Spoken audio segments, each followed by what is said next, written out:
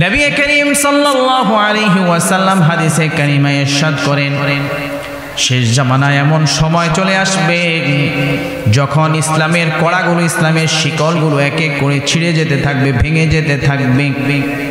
সর্বপ্রথম যে শিকলটি ভেঙে যাবে, কড়াটি ভেঙে যাবে, আংটাটি ভেঙে যাবে, তা হলো আল্লাহ তাআলার দেওয়া নাজিলকৃত কোরআনী বিধিবিধান, অর্থাৎ কোরআনী শাসন, কোরআনী আইন কানুন, কোরআনের বিধান দিয়ে কোর্ট কাচারি চালানো, এই বিধানটা ভেঙে যাবে।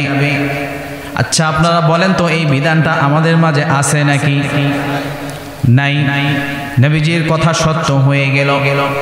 তারপরে সর্বশেষ যেই বিধানটি এক এক করে ভেঙে যেতে যেতে সর্বশেষ যে বিধানটি ভেঙে যাবে, ওয়া আখিরুহুন্না সালাত, তা হলো নামাজ। সেই কড়াটিও আমার উম্মত ভেঙে ফেলবে, নাউযু বিল্লাহ।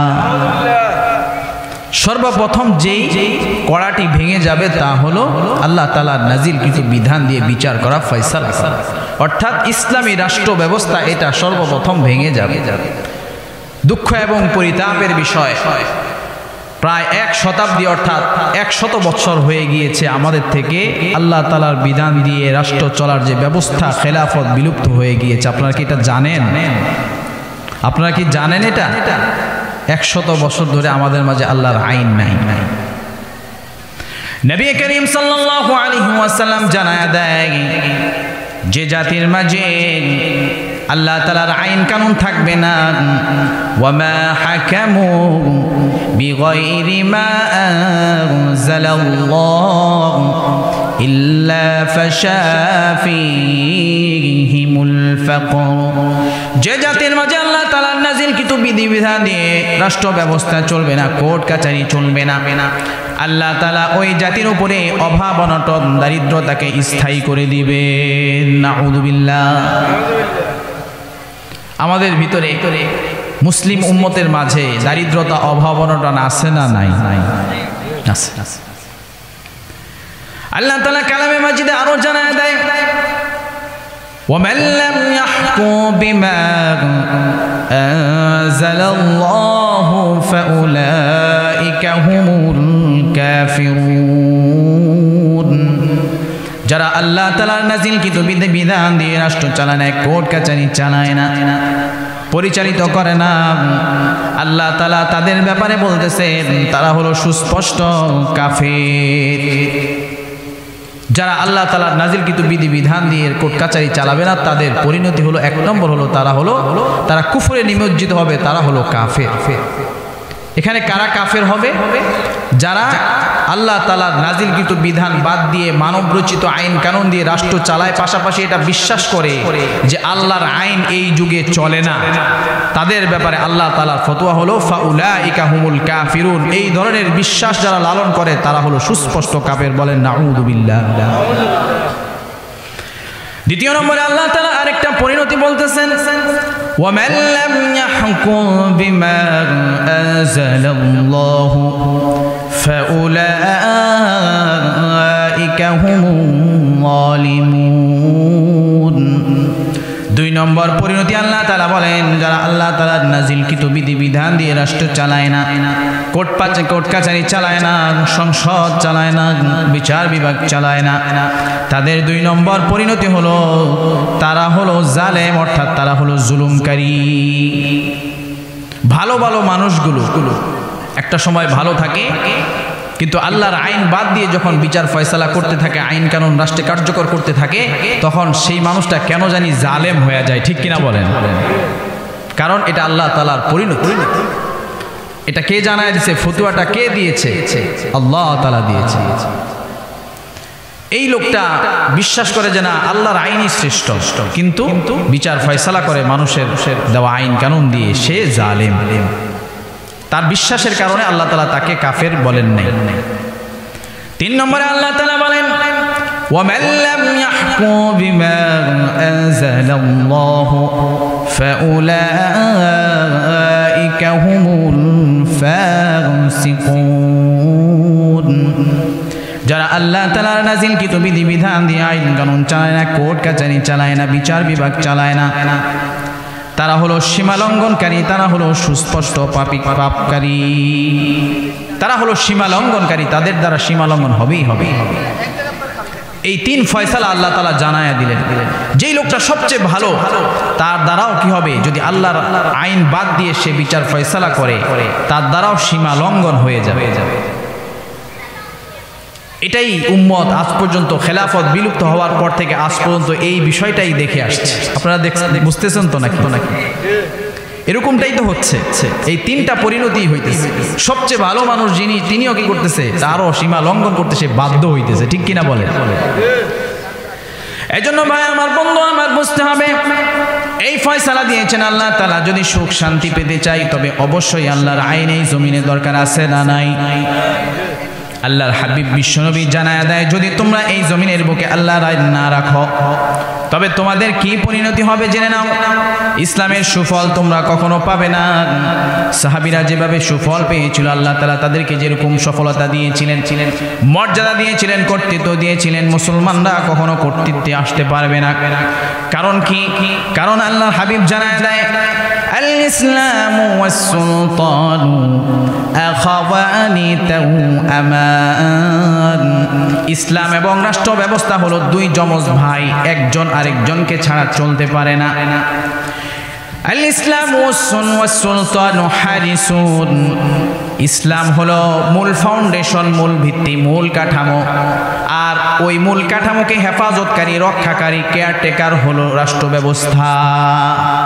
আজকে যদি রাষ্ট্র ব্যবস্থা ইসলামকে দেখভাল করত, মুসলিমদের নিরাপত্তা নিশ্চিত করত, মুসলিমদের অর্থনৈতিক, শারীরিক, মানসিক সর্বদিক থেকে সামগ্রিকভাবে মুসলিমদেরকে সাপোর্ট দিত, তবে আজকে পুরা বাংলাদেশটা একটা সোনার টুকরা হয়ে যেত। ঠিক কিনা বলে?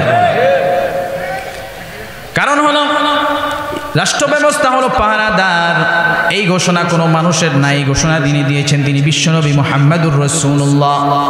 ওয়া মা লা উসলাহু মুনহাদিমুন ওয়া মা লা হারিসা লাহু দাইউন। যেই জিনিসের মূল কাঠামো থাকে না, স্ট্রাকচার থাকে না, ফাউন্ডেশন থাকে না, সেটা ধ্বংসপ্রাপ্ত হয়ে যায়। ঠিক কিনা বলেন? ঘর করেছে, খুঁটিগুলো দুর্বল দিয়েছে, তবে সেটা ভেঙে পড়ে যাবে, কিন্তু ইসলাম ভেঙে পড়বে না। ইসলাম বড় মজবুত। কিন্তু যদি পাহারাদার না থাকে তবে সেটা কিছুটা ক্ষতিগ্রস্ত হবে, মুসলমানরা কিছুটা ক্ষতিগ্রস্ত হবে। ইসলামের কিছু হবে না, তবে মুসলমানরা জুলুমের শিকার হবে, অন্যায়ের শিকার হবে, ক্ষতিগ্রস্ত হবে। মুসলমানদের এই পরিণতি, ভোগান্তি আজকে আমরা চতুর্দিকে দেখতেছি। কারণ তাদের রাষ্ট্রগুলো ইসলামী আইন পূর্ণাঙ্গভাবে কার্যকর হচ্ছে না। আল্লাহ তাআলার কাছে আমরা দোয়া করি, পাশাপাশি আমরা আহ্বান জানাই, যারাই এই রাষ্ট্র ক্ষমতায় আসবে তারা যেন আল্লাহ তাআলার দেওয়া আইন বিধিবিধান দিয়ে রাষ্ট্রকে পরিচালনা করে। বিশ্বনবী সাল্লাল্লাহু আলাইহি ওয়াসাল্লাম আরো জানায়া দেয়, ও উম্মত, তুমি জানো নাকি যারা আল্লাহ তাআলার বিধিবিধান দিয়ে ফয়সালা করে না, তাদের ফয়সালা তো তুমি জেনে গেলে, তাদের পরিণতি তো জেনে গেলে, তবে আরো কিছু বিষয় তুমি জেনে নাও। বিশ্বনবী কাব ইবনে উজরা নামক একজন সাহাবীকে ডেকে উনাকে বলতেছেন, মানে উম্মতকে বলতেছেন, উনি ডেকে বললেন, ইয়া কাব ইবনে উজরা, ইয়া কাব ইবনে উজরা, আ'আযাকাল্লাহু মিন ইমামাতিস সুফাহা। ও কাব ইবনে উজরা, আমি আল্লাহ তাআলার কাছে তোমার জন্য নির্বোধদের শাসন ব্যবস্থা থেকে আমি পানা চাইতেছি, আল্লাহ তাআলা যেন তাদের থেকে তোমাকে হেফাজত করে। এবার কাব ইবনে উজরা রাদিয়াল্লাহু আনহু ডেকে বলেন, ইয়া রাসূলুল্লাহ, ইয়া রাসূলুল্লাহ, নির্বোধদের শাসন ব্যবস্থা কি একটু জানিয়ে দেন। কাদেরকে আপনি উদ্দেশ্য করে বললেন? এবার বিশ্বনবী সাল্লাল্লাহু আলাইহি ওয়াসাল্লাম ডেকে বললেন, ইয়া কাব ইবনে উজরা, ইন্নাল উমারা ইয়াকুনুনা বা'দি لا يقتدون بهديه ولا يستطيعون তাস্তান্নুনা বিসুন্নতিহি। ও কাব ইবনে উজরা, আমি তোমাকে বলছি যেন আমার উম্মত জেনে নেয়, এমন একটা সময় আসবে, আইন কানুন প্রণয়নকারীরা আসবে, রাষ্ট্রের কর্ণধাররা আসবে, ক্ষমতাধররা আসবে, গদিতে যারা বসেছে তারা আসবে, গদিদারীরা আসবে, রাষ্ট্রের কর্ণধাররা আসবে, যারা আমার দেওয়া হেদায়েতের পন্থা অবলম্বন করবে না, আমার সুন্নতের অনুসরণ করবে না, তাদের থেকে আমি তুমি সহ আমার উম্মতের জন্য পানা চাইতেছি। এই বাস্তবতা আছে না নাই? ১,৫০০ বছর আল্লাহ তাআলা হাবিব আমাদের জন্য দোয়া করে গেছে। এবার বিশ্বনবী অন্য জায়গায় বলতেছেন, আলা আন্না রাহাল ইসলামি দাইরাতুন। ও উম্মত, তুমি জেনে নাও, ইসলামের চাকাটা ঘুরতে থাকবে, ইসলামের চাকাটা ঘুরতে থাকবে। খবরদার তোমরা ইসলামের চাকাটাকে ছেড়ে দিবে না। ফাদুরু মাআল কিতাবি হাইসু দারু। আল্লাহ তাআলার কিতাব যেদিকে থাকবে, ইসলাম যেদিকে থাকবে, তোমরা আল্লাহ তাআলার কিতাবকে, ইসলামকে আঁকড়ে ধরে থাকবে। আলা ইন্নাহু সায়াকুনু আলাইকুম উমারা। ও উম্মত, তোমরা জেনে নাও, অচিরেই এমন মানুষগুলো দুনিয়াতে আগমন ঘটবে, আমির উমারা, ক্ষমতাধর, রাষ্ট্রপতি, প্রধানমন্ত্রী, তাদের আগমন ঘটবে।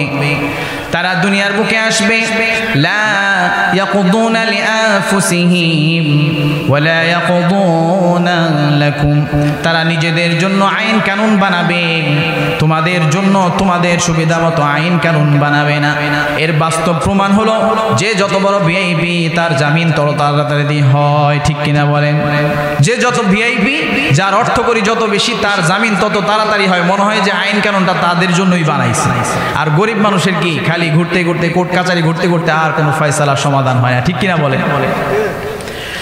নবী করিম সাল্লাল্লাহু আলাইহি সাল্লাম এভাবে একে একে সতর্ক করে দিলেন আর বললেন, ইয়া কাব ইবনে উজরা, ও কাব ইবনে উজরা, জেনে নাও, যারা এমনটা করবে তাদের সাথে আমার কোনো সম্পর্ক নাই। লাইসা মিনহুম, তারা আমার কেউ নয়, ওয়া লাইসা মিন্নি, আমিও তাদের কেউ নই। ওয়ালা ইয়ারিদু আলাইয়া হাউযি, তারা আমার হাউজে কাউসারের পানি পান করবে তো দূরের কথা, আমার হাউজে কাউসারের কাছেও তারা আসতে পারবে না। আল্লাহ তাআলা আমাদেরকে হাদিসের এই অংশ, যে অংশে আল্লাহ হাবিব সাল্লাল্লাহু আলাইহি ওয়াসাল্লাম আমাদেরকে ইসলামী রাষ্ট্র ব্যবস্থা সম্পর্কে সতর্ক করেছেন, কিছু নসিহত করেছেন, সেগুলো মানার তৌফিক দান করেন, সকলেই বলি আমিন। এবার দ্বিতীয় অংশে নবী করিম সাল্লাল্লাহু আলাইহি ওয়াসাল্লাম বললেন, ওয়া আখিরুহুন্নাস সালাহ, সর্বশেষ যে কড়াটি ইসলামের ভেঙে যাবে সেটা হলো নামাজ। বড় দুঃখের বিষয়, পরিতাপের বিষয়, এই হাদিসের বাস্তব প্রতিফল মসজিদগুলোতে জুমাবার ছাড়া অন্য কোনো ওয়াক্তে গেলেই দেখা যায়, ঠিক কিনা বলেন? আজকে আমরা যদি আলোচনা করি শেষ জামানার বিভিন্ন পরিণতি সম্পর্কে, আমাদের যুবক ভাইয়েরা সহ অনেকেই খুব আগ্রহের সাথে সেই আলোচনা শুনতে চায় এবং তারা ইচ্ছুক। আমরা যদি আলোচনা করি দাজ্জাল সম্পর্কে, সে সম্পর্কে তারা খুব আগ্রহের সাথে শুনতে চায়। আমরা যদি ইয়াজুজ মাজুজের আলোচনা করতে করি, সেগুলোও তারা খুব আগ্রহের সাথে শুনে। কিন্তু যখন নামাজের কথা বলি, তখন বিশেষ করে আমাদের যুবক ভাইদেরকে খুঁজে পাওয়া যায় না। শেষ জামানায় দাজ্জাল যেমন সত্য, ইয়াজুজ মাজুজ যেমন সত্য, তেমনি ভাবে আল্লাহর হাবিব সাল্লাল্লাহু আলাইহি সাল্লামের যে ভবিষ্যৎবাণী, এই কড়াটা ভেঙে যাবে, এটাও তেমনি সত্য। তবে বিষয় হলো, আমরা কেন এই ধরনের একটা দুঃসংবাদকে বাস্তবায়ন করার জন্য নিজেরা এই কর্মকাণ্ডে যুক্ত হব? মসজিদগুলোতে গেলেই কিয়ামতের আলামত দেখা দেয়। মসজিদগুলো মুসল্লিদের জন্য হাহাকার করতেছে, খালি হয়ে পড়ে আছে। জুমার সময় যেই পরিমাণ মানুষ হয়, এর 5 ভাগের 1 ভাগ মানুষও অন্যান্য ওয়াক্তে পাওয়া যায়। মসজিদগুলো এক একটা কিয়ামতের আলামতের নিদর্শন বানায় ফেলছি আমরা। মসজিদ আল্লাহর ঘর, এত দামি জিনিস, কিন্তু আমরা সেগুলোকে এই পর্যায়ে নিয়ে আসছি। বড় দুঃখের বিষয়, পরিতাপের বিষয়। কিয়ামতের একটা আলামত হলো তাজউইকুল মাসাজিদ।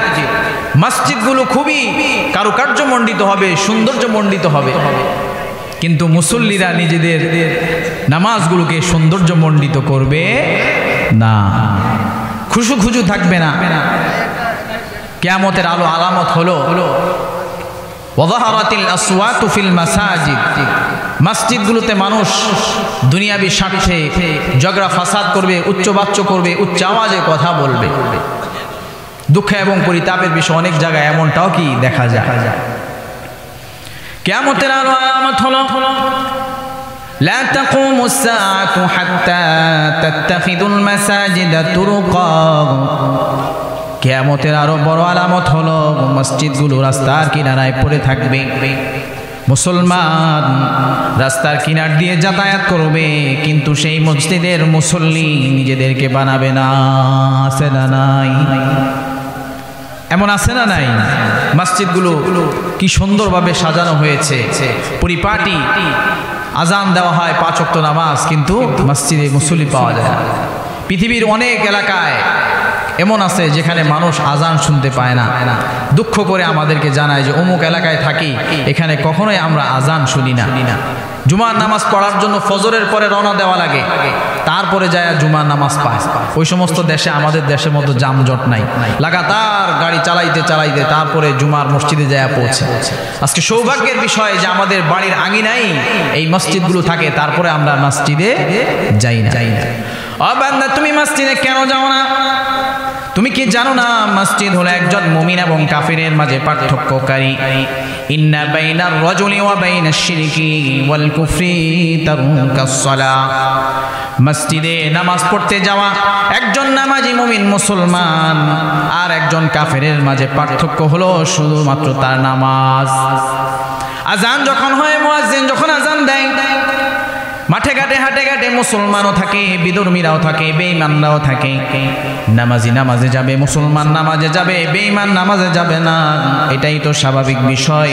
কিন্তু দুঃখের বিষয়, বেঈমানও নামাজে যায় না, নামদারি মুসলমান সেও নামাজে যায় না। আছে না নাই? এমন আছে। নামাজ এমন এক ইবাদত, যে ইবাদত সম্পর্কে আল্লাহ তাআলা কালামে মাজিদের একদম শুরুতেই মুমিনদের বৈশিষ্ট্য সম্পর্কে আলোচনা করেন। নামাজ হলো এমন এক ইবাদত, যে ইবাদত মুমিন মুসলমান বান্দা ঈমান গ্রহণ করার পরে সর্বপ্রথম যে আমলটি শুরু করবে তা হলো নামাজ। আল্লাযীনা ইউমিনুনা বিল গায়বি ওয়া ইউকিমুনাস সালাতা ওয়া মিম্মা রাযাকনাহুম ইউনফিকুন। একজন মুমিন মুসলমান ঈমানদার ঈমান আনয়নের পরে সর্বপ্রথম যে আমলটি করবে তা হলো নামাজ কায়েম করা। তারপরে যে আমলটি করবে, যদি সামর্থ্য থাকে, সেখান থেকে যাকাত দেওয়া, দান সদকা করা। এভাবে মুমিনদের যত বৈশিষ্ট্য আলোচনা করা হয়েছে, সেখানে আল্লাহ তাআলা নামাজের কথা বলেছেন। নামাজের কথা প্রায় কোরআনে কারিমে 82 বার আল্লাহ তাআলা আলোচনা করেছেন। একবার আলোচনা করলেই আমাদের জন্য যথেষ্ট ছিল, কিন্তু এতবার কেন আলোচনা করেছেন যেন এর গুরুত্ব আমার ভিতরে বসে যায়। কিন্তু মুসলমান, দুঃখজনক ব্যাপার, পরিতাপের বিষয়, এতবার আলোচনা করা সত্ত্বেও মুসলমান মসজিদে যায় না, নামাজ আদায় করে না। অথচ সফলতার চাবিকাঠি নামাজকে বলা হয়েছে। আল্লাহ তাআলা বলেন, ক্বাদ আফলাহাল মুমিনুন আল্লাযীনা হুম ফি সালাতিহিম খাশিউন। সফলতা পেয়ে গিয়েছে ওই সমস্ত মুমিন মুসলমানরা যারা তাদের নামাজের ব্যাপারে, নামাজে তারা বড় বিনয়ী নম্র। তারা তাদের নামাজের ব্যাপারে বড় বিনয়ী, বড় নম্র, তারা সফল কাম হয়ে গিয়েছে। এভাবে আল্লাহ তাআলা আলোচনা করলেন, হুঁশিয়ারি দিয়া দিলেন যে খবরদার, আমি যেমনই ওয়াদা করেছি নামাজিকে জান্নাত দিব, তেমনি ভাবে কিন্তু আমার বেনামাজির জন্য সতর্ক বার্তা আছে, তারা জাহান্নামী হয়ে যাবে। আল্লাহ তাআলা বলেন, মুমিন মুসলমানরা জান্নাতে যাবে, আর কাফের বেঈমান যারা তারা বেনামাজি হবে তারা জাহান্নামে যাবে। তাদেরকে জিজ্ঞেস করা হবে, তোমরা কেন এখানে এসেছো, কিসে তোমাদেরকে এখানে নিয়ে এসেছে? তারা বলবে, আমরা দুনিয়ার জমিনে নামাজ পড়তাম না, নামাজ আদায় করতাম না, ফলশ্রুতিতে পরিণতিতে আল্লাহ তাআলা আমাদেরকে এই জাহান্নাম দিয়ে দিয়েছে। নাউযুবিল্লাহ। এভাবে আল্লাহ তাআলা 82, প্রায় 70 থেকে 82 জায়গায় আল্লাহ তাআলা এভাবে সতর্ক করে দিয়েছে। বেনামাজিদের ব্যাপারে আল্লাহর হাবিব সাল্লাল্লাহু আলাইহি ওয়াসাল্লাম সাবধান করার জন্য নামাজীদেরকে ব্যাপারে কিছু হুঁশিয়ার করলেন এবং বেনামাজীদের ব্যাপারেও কিছু কথা জানায় দিলেন। আল্লাহর হাবিব বলেন, খামসু সালাওয়াতিন কাতাবাহুন্নাল্লাহু আলাল ইবাদ, আল্লাহ তাআলা 5 ওয়াক্ত নামাজ উম্মতের উপরে, এই মুসলমানদের উপরে ফরজ করেছেন, যে কিনা এই নামাজগুলো ঠিকমতো আদায় করবে।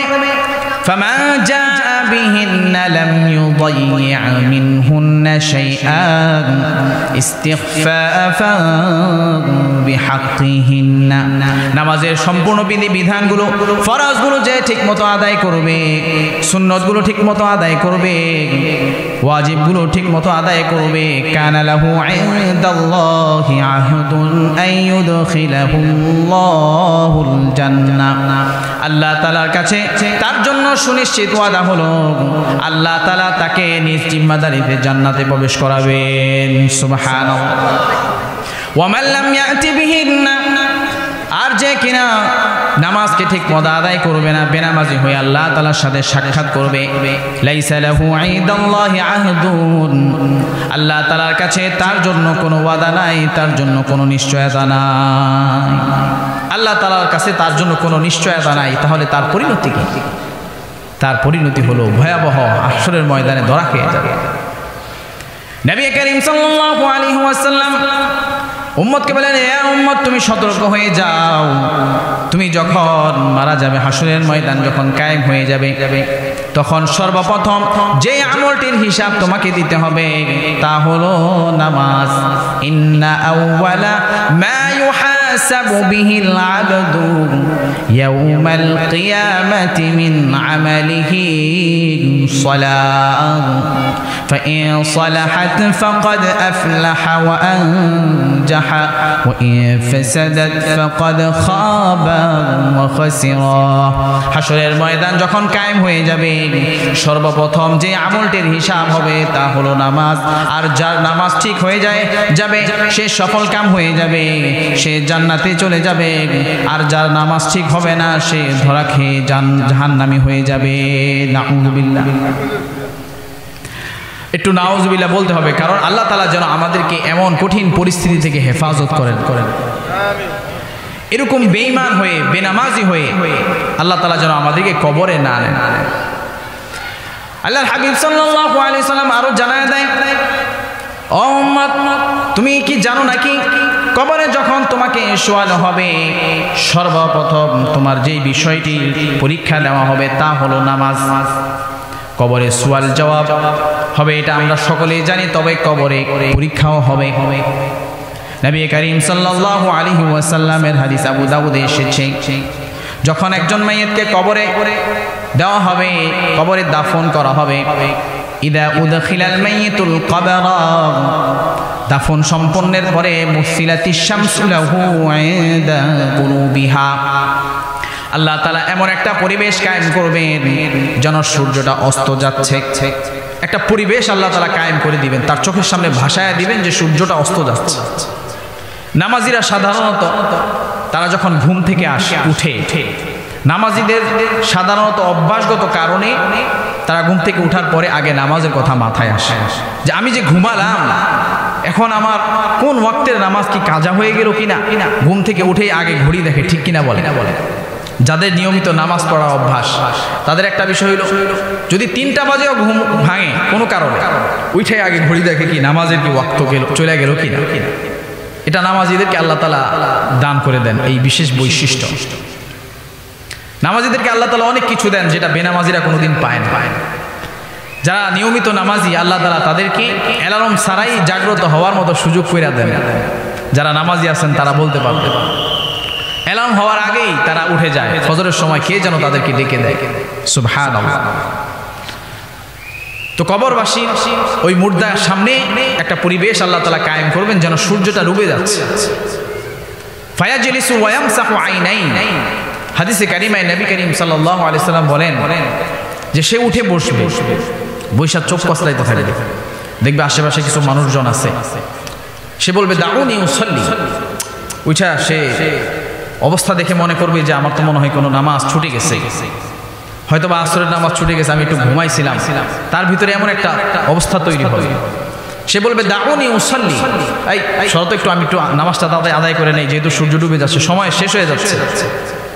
তখন নামাজি এইভাবে বলার কারণে ফায়ুনাদি মুনাদিম মিনাস সামা, আসমান থেকে ঘোষণা চলে আসবে আন্নাহু ক্বাদ সাদাকা, বান্দা আমার সত্যবাদী হিসাবে প্রমাণিত হয়ে গিয়েছে। বান্দা নামাজ পড়ার কারণে সত্যবাদী হিসাবে প্রমাণিত হয়ে গিয়েছে। ফালবিসুহু মিনাল জান্নাহ, তাকে জান্নাতের পোশাক পরায়া দাও।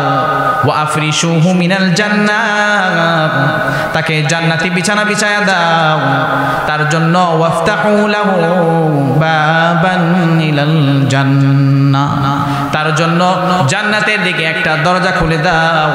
নবী করিম সাল্লাল্লাহু আলাইহি ওয়াসাল্লাম ইরশাদ করেন, ওই দরজা দিয়ে ওই জান্নাতীর জন্য জান্নাত থেকে খুশবু আসতে থাকবে, জান্নাতি হাওয়া বইতে থাকবে।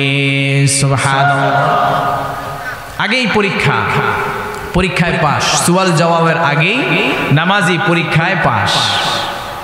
এই জন্য এই ধরনের পরীক্ষা আল্লাহ তাআলা সংক্ষিপ্ত করে আমাদেরকে পাশ করায় দিতে যেন দেন, এটা কি আমরা চাই না? এই জন্য নামাজি হইতে হবে, এমন নামাজি হইতে হবে যে আমি যেন ঘুম থেকে কোনো কারণে কখনোই, হতে পারে সেটা রাত্রের ঘুম, হতে পারে দুপুরের ঘুম, যে কোনো সময়ের ঘুম, উঠলেই যেন আমার আগে নামাজের কথা মনে হয়। যদি এমনটা হয় তাহলে আশা করা যায় কবরে এমন পরিস্থিতিতে পড়লে আমরা নাজাত পেয়ে যাব। আমাদের জন্য জান্নাতি বিছানা বিছায়া দিবে, আমাদের জন্য জান্নাতি পোশাক আল্লাহ তাআলা বরাদ্দ করে দিবেন, আমাদের জন্য জান্নাতের দরজাটা আমাদের জন্য খুলে দিবেন। সুবহানাল্লাহ। হাসরের ময়দানেও পরীক্ষা হয়ে যাবে, হাসরের ময়দানে পরীক্ষা হয়ে যাবে। আল্লাহ তাআলা যখন হাসরের ময়দানে বান্দাদের সামনে আগমন করবেন, আরশের সমাসীন হয়ে আসবেন, তখন বান্দারা যারা নামাজি ছিল তাদেরকে যখন নামাজ সিজদার জন্য বলা হবে, আল্লাহ তাআলা পায়ের গোছাকে খুলে দিবেন, মুবারক কদম মুবারককে আল্লাহ তাআলা উন্মোচন করে দিবেন। নামাজিরা বুঝে ফেলবে সারা জিন্দেগি ভর আল্লাহ তাআলার কদম মুবারকে সিজদা করেছে। নামাজিরা তারই বরকতে আল্লাহ তাআলার কদম মুবারক উন্মোচিত হওয়ার কারণে সাথে সাথে সিজদায় চলে যাবে। সুবহানাল্লাহ। পক্ষান্তরে বেনামাজিদেরকে ডাকা হবে, ও বেনামাজিরা তোমরা কেন সিজদা করছো না, তোমরা সিজদা করো। এই বিষয়টা আল্লাহ তাআলা সূরা কালামে আলোচনা করে বলেন, ইয়াউমা ইউকশাফু আন সাকিন ওয়া ইউদআউনা ইলাস সুজুদি ফালা ইস্তাতিউন। মুমিন বান্দারা যখন সিজদা করবে, যখন বেঈমানরা নামাজিরা যখন সিজদা করবে, বেনামাজিরা তখন তারা সিজদা করতে পারবে না। সুবহানাল্লাহ, বলতে ইচ্ছা করলো না।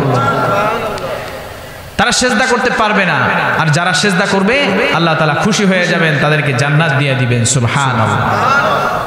কবরেও পরীক্ষা, হাসরেও পরীক্ষা। বান্দা তুমি তারপরও নামাজ কেন আদায় করবে না? বান্দাকে ডেকে আল্লাহ তাআলা বলেন, ও বান্দা, আমি তো চেয়েছিলাম দিনে 50 বার তুমি আমার সাথে দেখা করবে, মসজিদে আসবে, আমার সাথে সাক্ষাৎ করবে, আমার সাথে মুলাকাত করবে, আমার সাথে কথোপকথন করবে। আল্লাহ তাআলা হাবিবের মাধ্যমে জানায়া দেয় বান্দাকে, আপনি জানায়া দেন বান্দা যখন আলহামদুলিল্লাহি রাব্বিল আলামিন নামাজের মধ্যে পড়ে, তখন আমি সাথে সাথে জবাব দিয়ে বলি, হামিদানি আবদি, আরে আমার বান্দা আমার প্রশংসা করছে। যখন কোনো মুসল্লি নামাজে দাঁড়ায় আলহামদুলিল্লাহি রাব্বিল আলামিন পড়ে, শুধু আমি পড়ি তা না, সাথে সাথে আল্লাহ তাআলাও কি করেন, আমার এই কথার জবাব দেন। সুবহানাল্লাহ। যখন বান্দা পড়ে আর রহমানির রহিম, তখন আল্লাহ তাআলা জবাব দিয়ে বান্দাকে বলেন, আসনা আলাইয়া আবদি, বান্দা আমার গুণকীর্তন করেছে, আমার গুণাবলী বলতেছে। সুবহানাল্লাহ। নামাজে যখন আমরা দাঁড়াই তখন আমাকে এই বিষয়টা কল্পনা করতে হবে, তাহলে আমি নামাজের স্বাদ পাবো। আমি চিন্তা করব যে আমি যখন আলহামদুলিল্লাহ বলতেছি তো আল্লাহ তাআলা আমাকে কি জবাবে কিছু বলছেন। আবার যখন আমি আর রহমানির রহিম বলতেছি তখন আল্লাহ তাআলা কি জবাবে কিছু বলতেছেন। যেহেতু আমাদের এই বিষয়গুলো মনে নাও থাকতে পারে, কিন্তু আমি এই ভাবনাটা নিজের ভিতরে আনবো, তাহলে নামাজটা আমার জীবন্ত হবে, মৃত হবে না। তারপরে বান্দা যখন মালিকি ইয়াউমিদ্দিন পড়ে, তখন আল্লাহ তাআলা জবাব দিয়ে বলেন, মাজ্জাদানি আবদি, বান্দা আমার মর্যাদা আলোচনা করছে। সুবহানাল্লাহ। জবাব দেয়, বান্দা যখন পড়ে ইয়াকা না'বুদু ওয়া ইয়াকা নাস্তাঈন, আল্লাহ তাআলা জবাব দিয়ে বলেন এটাই তো বান্দার সাথে আমার সম্পর্ক। বান্দা আমার কাছে যেমনটা চায়, যেমনটা কামনা করে বাসনা করে, আমি তার জন্য তেমনটাই ফয়সালা করব। অতঃপর বান্দা পরে ইহদিনাস সিরাতাল মুস্তাকিম সিরাতাল্লাযীনা আন'আমতা আলাইহিম গায়রিল মাগদুবি আলাইহিম ওয়ালাদ-দাল্লিন। এভাবে যখন বান্দা পড়ে আল্লাহ তাআলা বলেন আরে বান্দার জন্য এটা তো বড় জরুরি বিষয়, আমি বান্দাকে এই জিনিসটা দিয়ে দিলাম। সুবহানাল্লাহ। এভাবে আল্লাহ তাআলা কথোপকথন করতে থাকে। রুকুতে যখন যায় তখন আল্লাহ তাআলা এগুলো শুনেন, আলোচনা করেন। যখন সিজদায় যায় তখন আল্লাহ তাআলা বান্দার সম্পর্কে গর্ব করেন, আল্লাহ তাআলা একদম নিকটবর্তী হয়ে যান। এভাবে আল্লাহ তাআলা বান্দার সাথে সম্পর্ক করতে চান। ও বান্দা, আমি তো চেয়েছিলাম 50 বার তুমি আমার সাথে এমনই ভাবে কথা বলবে, কিন্তু আমার হাবিবের বিশেষ আবদারের কারণে আমি সেটা কমায়া দিলাম। 45 বার করে দিয়েছিলাম, আরো আবদার করলো আমি 40 বার করে দিলাম, আরো আবেদন করলো আমি আরো কমিয়ে দিলাম। এভাবে কমাতে কমাতে আমি 5 বার করে দিলাম। পাশাপাশি ঘোষণা দিয়ে দিলাম এই 5 বার যে আমার দরবারে হাজিরা দিবে আমি আল্লাহ তাআলা তাকে 50 ওয়াক্ত নামাজের সওয়াব দিয়ে দিব। সুবহানাল্লাহ। ও বান্দা, আমি তোমার জন্য এত সহজ করলাম, তারপরেও তোমাকে কোন জিনিস আমার নামাজ থেকে বিরত করলো, কিসে তোমাকে বাধা সৃষ্টি করলো? বান্দা, তুমি কি দেখেছো নাকি, খেয়াল করেছো নাকি আমি তোমার জন্য নামাজকে আরো কত সহজ করেছি? দুদু মরুভূমিতে তুমি আছো, কোথাও পানি নাই, ওযু করার মতো কোনো সুযোগ নাই, নামাজের ওয়াক্ত শেষ হয়ে যাচ্ছে, অথবা তুমি অসুস্থ, পানি ধরলে তোমার অসুস্থতা বেড়ে যাবে। আমি আল্লাহ তাআলা তোমার জন্য জোর জবরদস্তি চাপায়া দেই নাই, আমি আল্লাহ তাআলা নাজিল করে দিলাম ফালাম তাজিদু মা'আন ফাতায়াম্মামু সাঈদান তাইয়িবান ফামসাহু বিওুজুহিকুম ওয়া আইদিকুম। আমি নাজিল করে দিলাম বান্দা, তুমি যখন পানি পাবে না তখন তুমি পাক মাটি দিয়ে তুমি তোমার চেহারাকে মাসে করে নিবে, হাতকে মাসে করে নিবে, অর্থাৎ তায়াম্মুম করে নিবে। আমি আল্লাহ তাআলা এতটুকুতেই আমি খুশি হয়ে যাব, তুমি একজন পবিত্র বান্দা হিসাবে আমি তোমাকে কবুল করে নিব, তুমি নামাজ আদায় করে নিবে। সুবহানাল্লাহ। ও বান্দা, এত সহজ আমি করে দিলাম, তারপরেও তোমাকে কিসে বাধা সৃষ্টি করলো? কেন তুমি নামাজে আসো না? বান্দা, তুমি অসুস্থ, তুমি বাঁকা হতে পারো না, রুকু করতে পারো না, সিজদা করতে পারো না। আমি যারা অসুস্থ তাদের জন্য আমি কষ্ট চাপিয়ে দেই নাই। তুমি যদি রুকু সিজদা বাঁকা হয়ে না করতে পারো তবে তুমি দাঁড়িয়ে দাঁড়িয়ে ইশারায় পড়ো, আমি আল্লাহ তাআলা স্বাভাবিক নামাজের চাইতেও আরো বেশি নেকি তোমার আমলনামায় আমি লিখে দিব। সুবহানাল্লাহ। কেননা ইসলামের মূলনীতি হলো ইন্নাল আজরা আলা কদরি নাসবি ওয়া নাফাকা। যে আমলে বান্দার যত বেশি কষ্ট হয় আল্লাহ তাআলা তার কষ্টের অনুপাতে ওই আমলের ভার ওজন আল্লাহ তাআলা বাড়ায়া দেয়। সুবহানাল্লাহ। একজন অসুস্থ মানুষ কত কষ্টে নামাজ পড়ে, তার জন্য নামাজ পড়া কষ্টকর, সে রুকু করতে পারে না, সিজদা করতে পারে না, আল্লাহ তাআলা তার জন্য সহজ করে দিলেন যে কিছু করা লাগবে না, তুমি দাঁড়ায়া দাঁড়ায়া কিছুটা ইশারায় তুমি কি করো, নামাজ আদায় করো, আমি তোমাকে পূর্ণাঙ্গ রুকু সিজদা করনেওয়ালা একটা নামাজের নেকি তোমাকে দিয়ে দিব। সুবহানাল্লাহ। বরঞ্চ সুস্থ মানুষের চাইতে তোমাকে আরো দ্বিগুণ নেকি দিব, কারণ তুমি হলে অসুস্থ। সুবহানাল্লাহ। বান্দা, তুমি দাঁড়িয়ে নামাজ আদায় করতে পারো না, তোমার মাথা চক্কর দেয়, মাথাটা ঘোরায়, শরীরটা বড় দুর্বল, আমি তোমার জন্য জরুরি করি নাই তুমি তাহলে নামাজ, তারপরেও নামাজ দাঁড়ায় পড়বে। তোমার জন্য সুযোগ রেখে দিয়েছি, তুমি মাটিতে বসে পড়ো, ইশারায় রুকু সিজদা করো, আমি তোমাকেও দ্বিগুণ নেকি দিয়ে দিব। সুবহানাল্লাহ। এত সহজ করার পরেও বান্দা কেন তুমি নামাজ পড়ো না? আমি তো তোমাকে সর্বদিক থেকে সহজ করে দিয়েছি, একদম হালকা করে দিয়েছি, তারপরেও তোমাকে কিসে বাধা সৃষ্টি করলো? সবচেয়ে বড় যেই অসুবিধাটা আমাদের হয় সেটা হলো আমাদের নামাজে মনোযোগ বসে না। ঠিক কিনা বলেন? আমাদের নামাজে মনোযোগ বসে না, এটা কিয়ামতের বড় আলামত। তুমি মসজিদে যাবে, কিছু নামাজি তো পাবে, কিন্তু সেখানে মনোযোগী নামাজি খুব কমই পাবে। এটা আল্লাহর হাবিব সাল্লাল্লাহু আলাইহি ওয়াসাল্লাম ভবিষ্যৎবাণী। ভবিষ্যৎবাণী কেন করছেন?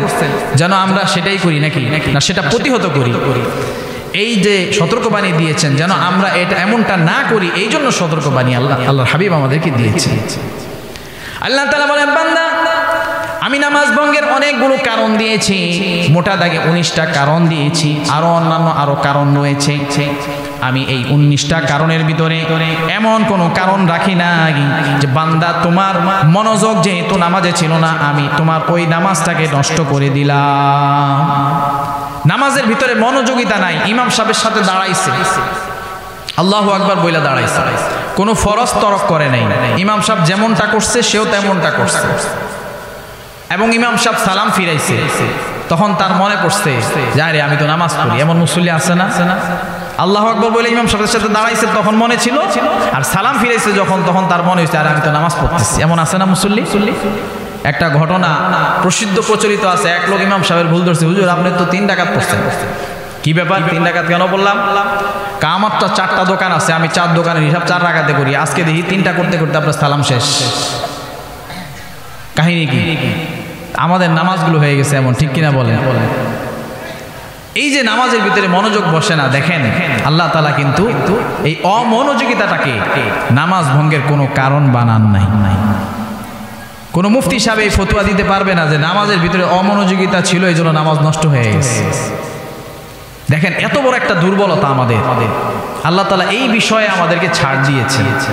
দুনিয়ার জমিনে আমরা যদি কোনো প্রভাবশালী অর্থবিত্তওয়ালা মানুষ, সম্মানী মানুষ, তার সামনে যায় অমনোযোগী হই, তাইলে সে কি আমাকে খুব ভালো হিসাবে নিবে? ভালো হিসাবে নিবে না। আল্লাহ তাআলার দরবারে আমি দাঁড়াই অমনোযোগী হয়ে যাই, এটা কখনোই কাম্য না। কিন্তু আমাদের এমনটা হয়ে যায় কি যায় না, মনোযোগ থাকে না। এটা শয়তান আমাদেরকে বিভিন্নভাবে ধোঁকা দিয়ে করে। কিছুটা শয়তান ধোঁকা দেয়, আবার কিছুটা আমরা নিজেরা সেই শয়তানকে প্রশ্রয় দিয়ে, আশ্রয় দিয়ে নিজেদেরকে আরো অমনোযোগী বানায় ফেলাই। এই জন্য নামাজে মনোযোগিতা আনতে হলে সেটা একদিনে আসবে না, সেটা একদিনে যাবেও না। একটু একটু যখন আমি শয়তানকে প্রশ্রয় দিব, তখন সে আমাকে নামাজের ভিতরে অমনোযোগিতা সৃষ্টি করে দিবে। আল্লাহ তাআলা এই অমনোযোগিতাটাকে নামাজ ভঙ্গের কারণ বানায় না।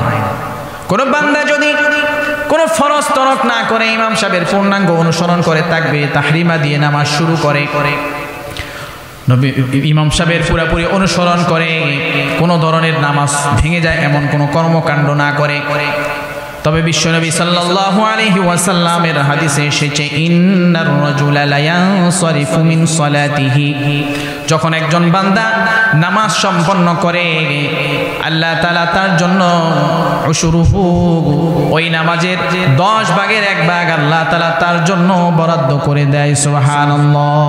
10 ভাগের 1 ভাগ কেন দেয়? কারণ নামাজটা তার ওইরকম কোয়ালিটি সম্পন্ন হয় নাই, এই জন্য পুরা নামাজটার যে সওয়াব পাওয়ার কথা ছিল বান্দা ওই সওয়াবটা লাভ করেন। অথবা 9 ভাগের 1 ভাগ আল্লাহ তাআলা তার জন্য দিয়ে দেয়, অথবা 8 ভাগের 1 ভাগ আল্লাহ তাআলা তার জন্য বরাদ্দ করে দেয়, কারণ তার নামাজটা ওইরকম হয়েছে। আরেকটু ভালো যদি নামাজ হয়, শুধু সুবহান, আল্লাহ তাআলা তাকে আরেকটু বাড়িয়ে দেয়, সুবহা 7 ভাগের 1 ভাগ দিয়ে দেয়। এমনই ভাবে শুধু সুহা, খুমসুহা, রুবুহা, সুলুসুহা, নিসফুহা ওয়া কুল্লুহা মুকাম্মিলা, আল্লাহ তাআলা তাকে তার নামাজের কোয়ালিটি অনুযায়ী নেকি দিতে থাকেন। কাউকে দেন 5 ভাগের 1 ভাগ, কাউকে দেন 4 ভাগের 1 ভাগ, কাউকে দেন 3 ভাগের 1 ভাগ, কাউকে দেন অর্ধেক। আবার এমনও বান্দা রয়েছে আল্লাহ তাআলা তাকে পূর্ণাঙ্গ নামাজের নেকি দান করে দেয়। সুবহানাল্লাহ। অর্থাৎ কোন নামাজিকে আল্লাহ তাআলা বঞ্চিত করেন। বান্দা তুমি যখন নামাজে দাঁড়াও, আমি হলাম আলিমুম বিদাতিস সুদূর, আমি অন্তরের খবর জানি। তুমি রুকু করছো, সিজদা করছো, আমি ফেরেশতাদেরকে পাঠালাম, তালিকা নিয়ে আসো কে কে নামাজ আদায় করেছে আজকে জোহরের নামাজ, কে কে আসরের নামাজ আদায় করেছে, কে কে মাগরিবের নামাজ আদায় করেছে। ফেরেশতাদেরকে আমি জানার সুযোগ দেই নাই তুমি যে অমনোযোগী। তোমার অন্তরটা অন্যদিকে রয়েছে, নামাজে তোমার পূর্ণাঙ্গভাবে মনটা নাই, এটা কেউ জানে না, এটা কোনো জিন শয়তানও জানে না, এটা কোনো ফেরেশতাও জানে না, এটা কোনো মানুষ কেউই জানে না, পাশে থাকা মুসল্লিও জানে না। কিন্তু যখন ফেরেশতারা তালিকা নিয়ে আসে তখন তোমার নামটাও তালিকায় নিয়ে আসে। বান্দা আমি কাউকে বুঝতে দেই না তোমার যে নামাজে মনোযোগিতা ছিল না, ও বান্দা তারপরেও তুমি কেন নামাজ আদায় করবে না? আল্লাহ তাআলা যেন আমাদেরকে এটাই বলতেছেন, যে আমি তারপরেও কারো কাছে তোমার এই গুমর ফাঁস করি না যে তুমি একজন অমনোযোগী বান্দা, আমি তোমার সেই তালিকাটা রেখে দেই, হাসরের ময়দানে আমি তোমাকে এরকম ভাবে আড়ালে নিয়ে যাবে যে বলবো যে দেখো তুমি দুনিয়ার জমিনে নামাজ পড়ছিলা কিন্তু মনোযোগ ছিল না, কিন্তু তুমি হাজিরা দিছো, চেষ্টা করছো যে না মনোযোগিতা ধরে রাখা কিভাবে যায়, একটা আন্তরিক চেষ্টা ছিল, আমি তোমাকে মুসল্লিদের কাতারে হাসরের ময়দানে তোমাকে জান্নাত দিয়ে দিলাম। সুবহানাল্লাহ। এখন কইব হুজুরে কইছে তাই নামাজে মনোযোগিতার দরকার নাই। এরকম অনেক মুসল্লি আছে না যে হুজুরে কইছে তাই নামাজে, যেহেতু নামাজই ভাঙে না তাইলে আর নামাজে মনোযোগ দিয়া কি করব? আল্লাহ তাআলা বলেন ফাওয়াইলুল লিল মুসাল্লিন আল্লাযীনা হুম আন সালাতিহিম সাহুন। ওই সমস্ত মুসল্লিদের জন্য ধ্বংস ক্ষতি অনিবার্য হয়ে রয়েছে যারা তাদের নামাজের ব্যাপারে বড় উদাসীন। নামাজে উদাসীন মানে মনোযোগিতা রাখার তার কোনো চেষ্টা নাই। হুজুরের কাছে শুনছে নামাজ যেহেতু ভাঙে না, নামাজ ভাঙার কারণের মধ্যে এটা নাই, সুতরাং আমারও কোনো চেষ্টা করতে হবে না। এরকম করলে নামাজটা বোঝা হয়ে যাবে, কষ্টকর হয়ে যাবে, আমার জন্য নামাজটা আরামদায়ক হবে না, মধুর হবে না। অথচ নবী করিম সাল্লাল্লাহু আলাইহি ওয়াসাল্লাম সহ অন্যান্য সাহাবায়ে কেরাম রাদিয়াল্লাহু তাআলা আনহুম ওনারা নামাজ পড়ে এত মজা পেয়েছেন যে রাতভর নামাজ পড়তে পড়তে পাকে ফুলিয়ে ফেলছেন। এই কথা আমরা জানি না? সবাই জানি। কারণটা কি? কারণ নামাজের মজা ওনারা পেয়ে গিয়েছেন। এই নামাজের মজা পেতে হলে অবশ্যই নামাজের ভিতরে আমাদের মনোযোগিতা ধরে রাখার জন্য সর্বোচ্চ চেষ্টা আমাদেরকে করতে হবে। আর এটা আসবে চর্চার মাধ্যমে, প্র্যাকটিসের মাধ্যমে। কিরকম প্র্যাকটিস? আমি একাকী যখন নামাজ আদায় করব তখন আমি একদম শুরু থেকে নিয়ত করব যে না আমি পূর্ণাঙ্গ নামাজটা একদম খুব খেয়াল করে খুশু খুজুর সাথে আদায় করব। এই নামাজটা হলো আমার অন্যান্য ওয়াক্তের বা অন্যান্য নামাজের যেমন জামাতের নামাজের একটা ট্রেনিং। এইরকম নিয়তে যখন আমরা চর্চা করব তখন আমাদের ভিতরে আস্তে আস্তে মনোযোগিতা আসতে থাকবে। মনোযোগিতা রাখার নিয়তই নাই তাহলে হবে না, কারণ নিয়ত হচ্ছে বান্দার সর্বপ্রথম পদক্ষেপ। আর এই নিয়তের উপরে আল্লাহ তাআলা বান্দাকে তৌফিক দান করেন, তাকে নেকি দান করেন। সুবহানাল্লাহ। এই জন্য বিশ্বনবী বলেন ইন্নামাল আ'মালু বিন্নিয়াত, প্রত্যেক আমলের যে প্রতিদান সেটা নিয়তের উপরে পূর্ণাঙ্গভাবে নির্ভরশীল। এখন আমি আমার নিয়ত আছে আমি পূর্ণাঙ্গ সুন্দর একটা নামাজ আল্লাহ তাআলার দরবারে আমি কি করব? পেশ করব। তাহলেই আমার ভিতরে একটা প্রচেষ্টা আসবে, একটা তলব আসবে, একটা চাহিদা আসবে, ইচ্ছা আসবে। তখন আমার নামাজটা সুন্দর হবে, তখন আমার দাঁড়ানোটা সুন্দর হবে, আমার সূরাগুলো সুন্দর হবে, আমার রুকুটা সুন্দর হবে, আমার সিজদাটা সুন্দর হবে।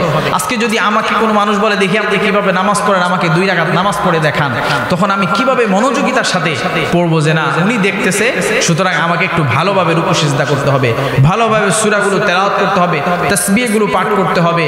এরকম এর বাস্তবতা আছে না নাই? যদি কোনো মানুষ দেখতে চায় যে 2 রাকাত নামাজ পড়ে একটু আমাকে দেখান, তখন আমার কেমন মনোযোগিতা থাকবে। অথচ আল্লাহ রাব্বুল আলামিনের দরবারে আমি ওনাকে দেখাচ্ছি যে আমি নামাজ পড়তেছি, এভাবে পড়তেছি, এভাবে রুকু করতেছি, এভাবে সিজদা করতেছি, সূরা পড়তেছি, তাসবিহগুলো পড়তেছি, কিন্তু আমার মনোযোগিতা নাই, তাহলে ব্যাপারটা কেমন হবে? এই জন্য নামাজের মাঝে খুশু খুশু আনার জন্য চেষ্টা করবো তো ইনশাআল্লাহ। আল্লাহ তাআলা আমাদেরকে তৌফিক দান করেন। নামাজি যারা হবে তাদের জন্য সুস্পষ্ট জান্নাতের সুসংবাদ আল্লাহ তাআলা দিয়েছেন। আর যারা বেঈমান তারা নামাজ পড়বে না। নামাজ হচ্ছে পার্থক্যকারী, দুনিয়াতে পার্থক্য হয়ে যাবে। গাছপালা তরুলতাগুলো সাক্ষী দিবে যে এই মানুষগুলো হেঁটে হেঁটে মসজিদে যেয়ে নামাজ আদায় করছে, একে আমি নামাজ পড়তে দেখেছি। ছোট ছোট পিপিলিকারা সাক্ষ্য দিবে, এরকম ভাবে পাখালিগুলো সাক্ষী দিবে, এরকম ভাবে রাস্তার ভিতরে থাকা কোনো ধরনের প্রাণী যদি থেকে থাকে সে আমার ব্যাপারে সাক্ষী দিবে যে আমি নামাজে গিয়েছিলাম, আমি একজন নামাজি ব্যক্তি। যখন আমার সাক্ষীর পাল্লা ভারী হবে তখন আল্লাহ তাআলা আমাকে নামাজিদের কাতারে দাঁড় করিয়ে জান্নাত দান করবেন। আল্লাহ তাআলা হাসরের ময়দানে বড় আয়োজন করবেন, প্রোগ্রাম করবেন। দুনিয়ার জমিনে যারা লটারি জিতে যায় অথবা কোনোভাবে পুরস্কার পেয়ে যায়, একটা গাড়ি পেয়েছে, একটা বাড়ি পেয়েছে, এখন ওই অনুষ্ঠানের মাঝে গাড়ি নেওয়াও সম্ভব না, বাড়ি নেওয়াও সম্ভব না, তখন তার হাতে অনুষ্ঠান করে চাবি তুলে দেয়, ঠিক কিনা বলেন? আল্লাহ তাআলা অনুষ্ঠান করবেন। আর মুমিন মুসলমান যারা নামাজি ছিল, যারা মুসল্লি যারা ছিল, তাদেরকে ডেকে ডেকে তাদের জান্নাতের চাবিগুলো সবার সামনে তুলে দিবেন। সুবহানাল্লাহ। মিফতাহ মিফতাহুল জান্নাতিস সালাহ। এইজন্য আল্লাহর হাবিব বলেন জান্নাতের চাবি হলো নামাজ। আর যখন নামাজটা তুমি ঠিকমতো আদায় করবে, হাসরের ময়দানে আল্লাহ তাআলা চাবি তুলে দিলে সুন্দরভাবে জান্নাতে যে তালাটা খুলে জান্নাতে চলে যাবে। সুবহানাল্লাহ। এইজন্য এই চাবি পাইতে আমরা প্রস্তুত আছি না ইনশাআল্লাহ? আমরা এখন থেকে নিয়ত করি যে আমরা বেঈমানদের মতো আজান হওয়ার পরেও আমরা কি করব না, এমন না যে আমি আমার কাজ কারবারে রয়ে গিয়েছি, আমার ব্যবসা প্রতিষ্ঠানে রয়ে গিয়েছি, এমন যেন না হয়। আজান যখন হয় তখন যেন আমরা সাথে সাথে মসজিদের দিকে চলে যাই, নামাজের জন্য যেন আমরা উদ্বুদ্ধ হই। তৈরি আছি তো ইনশাআল্লাহ? আল্লাহ তাআলা কবুল করেন। আর যারা যায় না তাদের আলামত হলো, তারা হলো বেনামাজিদের আলামত হলো তারা যায় না। আজান যখন হয়, ওয়া ইযা নাদাইতুম ইলাস সালাতি ইত্তাখাযুহা হুজওয়া ওয়া লাইবা, আজান যখন হয় মুয়াজ্জিন আজান দিল, সেটাকে হালকা ভাবে নিল, খেল তামাশা মনে করলো, এটা সিরিয়াস ভাবে নিল না। দূর আজান হয়েছে, কি হয়েছে, নামাজ না পড়লে না পড়লাম, অসুবিধা কি? কোনো অসুবিধা নাই। আল্লাহ তাআলা রহমানুর রহিম। এইরকম ধোঁকা দেওয়ার মতো মানুষ ধোঁকা পায় এবং ধোঁকা দেয়, ধোঁকা খায় এমন মানুষও আছে, ঠিক কিনা বলেন? আল্লাহর হাবিব সাল্লাল্লাহু আলাইহি সাল্লাম জানায় দেয় যে দেখো বান্দা, তুমি যতটা সহজ মনে করো, আল্লাহ রহমানুর রহিম, আবার কওয়িয়ুন শাদীদুল ইকাব, কঠিন শাস্তি দানকারীও আল্লাহ তাআলা। সুতরাং বাইনাল খাউফি ওয়ার রাজা, আল্লাহ তাআলার সন্তুষ্টি এবং আল্লাহ তাআলার ভয় ভীতি, এই দুইয়ের মাঝে তুমি যখন নিজেকে রাখবা তখন তুমি সঠিক পথে চলতে পারবা, অন্যথায় তোমাকে ধরা খেয়ে যেতে হবে। এই জন্য ভাই আমার দুস্থ বুজুর্গ, আমরা যেন 5 ওয়াক্ত নামাজ জামাতের সাথে আদায় করতে পারি। আল্লাহ তাআলা আমাদেরকে কবুল করেন। যেহেতু এখানে আরেকটি বিষয় রয়েছে, সেটা হলো রোজা। রোজা সম্পর্কে সামনে কিছুদিন পরে আমাদের মাঝে রোজা চলে আসবে। আল্লাহর হাবিব সাল্লাল্লাহু আলাইহি সাল্লামের হাদিসে আমরা জানি যে আল্লাহ তাআলা জানাই দিতেছেন যে আস-সাওমু লি ওয়া আনা আজজি বিহি, রোজা এমন এক ইবাদত যে ইবাদতের প্রতিদান আমি আল্লাহ তাআলা নিজ হাতে দান করব। সুবহানাল্লাহ। অনেক সময় এমন হয় যে কোনো প্রভাবশালী মানুষ কিছু জিনিস মানুষকে দিতে চায়, তখন লোক লাগায় দেয় যে ধরো এগুলো মানুষকে দিয়ে আসো, আর বলে এই তুমি এদিকে আসো, তুমি আমার সাথে দেখা করো। তার মানে তার জন্য স্পেশাল কিছু আছে। তা আল্লাহ তাআলা নিজে ওই রোজাদারের জন্য পুরস্কার দিবেন। আরো অনেক ফজিলত আছে যেগুলো আমাদের সচরাচর আলোচনা হয়। আল্লাহ তাআলা আমাদের